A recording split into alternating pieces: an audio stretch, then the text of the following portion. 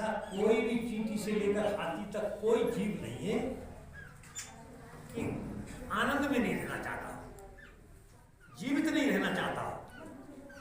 तो आनंद में, शांति में और जीने में प्रत्येक व्यक्ति इसी में लगा हुआ है और लगा रहता है। और इससे निकलना इतना कह करके या सुन करके इतना आसान नहीं, निकलने वाले निकलते नहीं। अब लेकिन एक बात जरूर है, अब मैं वैसा हम तो बड़े चैन से, हमको तो कोई तकलीफ नहीं है, वो तो बड़ी सुखी है साहब, सब हमारे पास खूब संपत्ति है, धन धान्य से संपन्न है, औलाद बौलाद से संपन्न है, सबसे संपन्न है।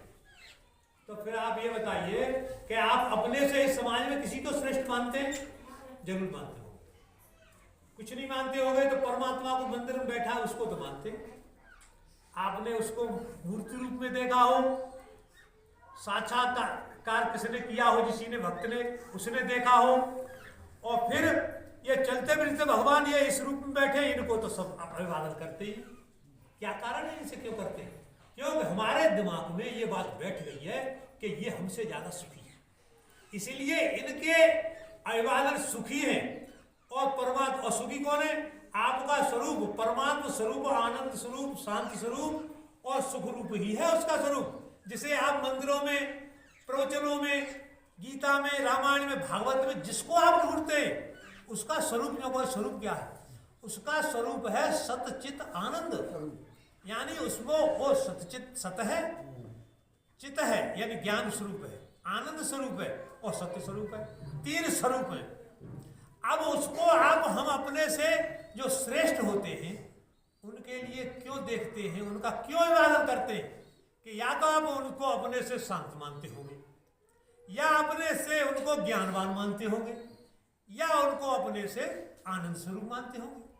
ये जरूर इसीलिए तो हम उसके उनके पास से अभिवादन करते हैं, उनकी सेवा करते हैं, उनकी सब कुछ करते हैं। तो अब हम जैसे किसी हम गुरु को भी बनाते हैं, गुरु से हम क्या चाहते हैं? बस इतना ही अंतर है, गुरु से ये चाहते हैं कि हमारा जैसा सुख है, धन धान्य का, संतति का, औलाद का, और जितने भी हमारे रिश्तेदार हैं जे सब खुश हैं, हम इनसे इस आशीर्वाद को लेने जाते हैं। कोई ये कहते हैं कि विहाय कामान सर्वान पुमान चरित निष्पर है, निर्ममो निरअहंकार है, सशांति में गच्छति।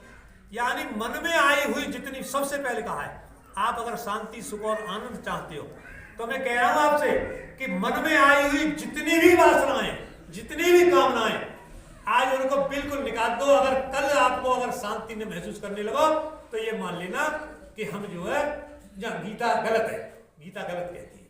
लेकिन कारण क्या है? हम अपनी शांति नहीं चाहते, हम वो चाहते हैं कि अगर कोई हमारा संबंधी जो दुखी है वो न दुखी रहे और हम दुखी रहे, यानी वो दुखी न रहे। तो आपकी अगर वो दुखी हो गया तुम तो सुखी चाहते, लेकिन वो दुखी हो गया तो आपको जो है दुख तो होगा ही, हमारे संबंधी से दुख होगा। तो भगवान कहते हैं कि किसी की कामना त्यागो और विषयों, जो विषय हैं हमारे शब्द स्पर्श रूप रसगंध, इनको भी त्यागो।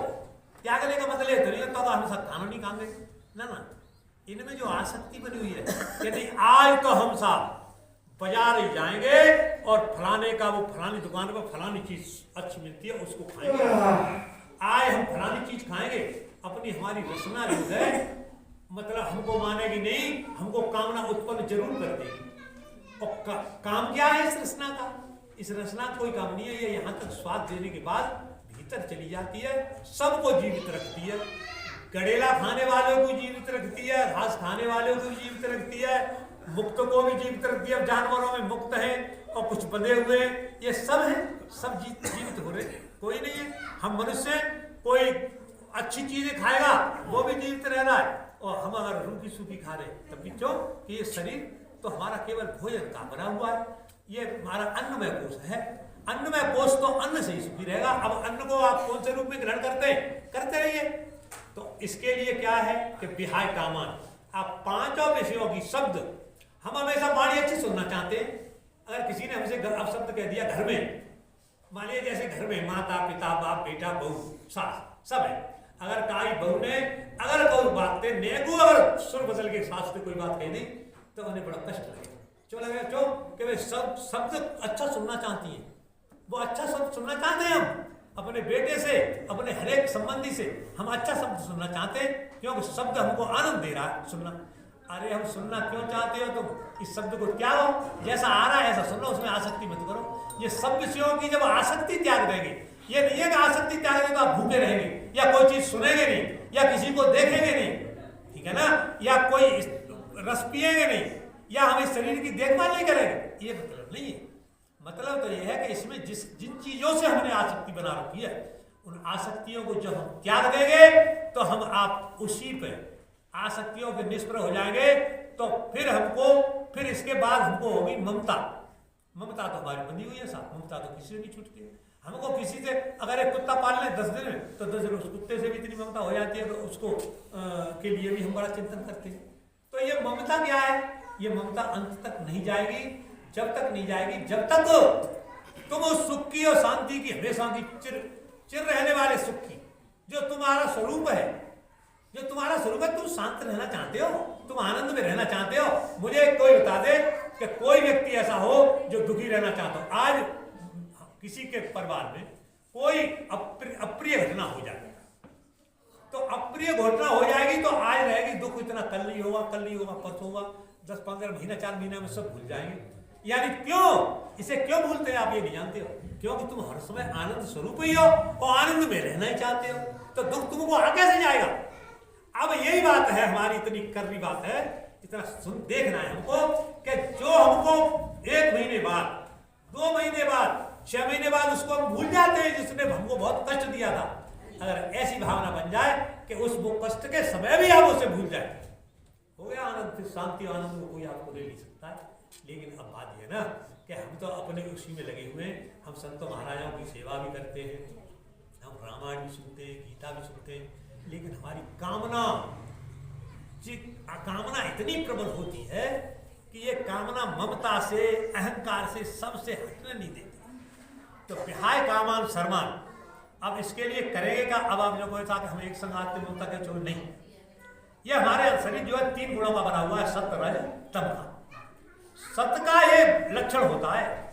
अगर आप हम लोग अगर सतगुण हमारा बढ़ाओ, हम कैसे जाने? तुम सता गुण इसलिए रजोगुण तो यह है कि संसार की जितने भी चिंतन हम करते, सोते, जागते, उठते, बैठते, यानी कि स्वप्न भी ये रजोगुण है, बराबर होते हैं। तमोगुण, शाम को हम सोते, हमारे शरीर में आलस्य आता है, प्रमाद आता है, ये हमारा है तमोगुण। और सतोगुण क्या है? सतोगुण ये है कि आपके विचार में अगर कोई गलत बात आती है कानों से, आंखों से, उसे हम सुनेंगे नहीं, और उसे सुनेंगे नहीं तो फिर ये मान के चलो कि सतोगुण का ये लक्षण है कि वो गलत बात को कभी आपकी स्वीकार नहीं करेगा। आप हमेशा संसार की बातों को सुनते हैं, इसलिए उनमें आसक्ति बढ़ती है। आप जो है सतोगुण यानी भगवान की चर्चा सुनेंगे, कथा सुनेंगे, प्रवचन सुनेंगे, संतों की सेवा करेंगे, तो आपका सतोगुण बढ़ेगा। और बढ़ते बढ़ते एक दिन इतना बढ़ जाएगा कि न तो आपको कोई मतलब किसी की बारी में कोई तकलीफ होगी, कोई कहेगा, न किसी के सम्मान में आपको आनंद आएगा, न किसी के अपमान में कोई आपको दुख होगा। जैसा हो रहा है तैसा हो रहा है, और आप सतोगुण में हमेशा रहेंगे, तब आपका जो है भगवान में मन लगेगा। और ये मन जब आपका लग गया तो सतोगुण में रहने लगे, तो शास्त्र इस बात को कहता है कि अंतःकरण में सतोगुण का जो रूप है,